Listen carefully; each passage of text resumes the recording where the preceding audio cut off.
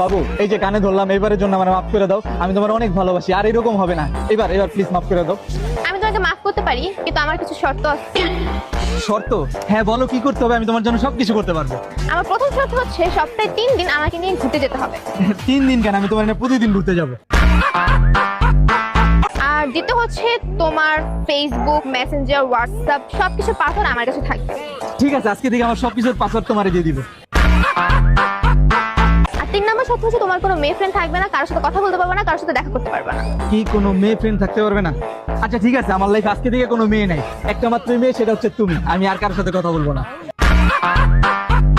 আর হ্যাঁ, সব থেকে মোস্ট ইম্পর্টেন্ট জিনিস হচ্ছে যে এখন শীতকাল চলতেছে, যতই শীত পড়ুক না কেন তুমি প্রতিদিন গোসল করবা, একদিনও যেন মিস না হয়। আমার আবার নোংরা মানুষ পছন্দ।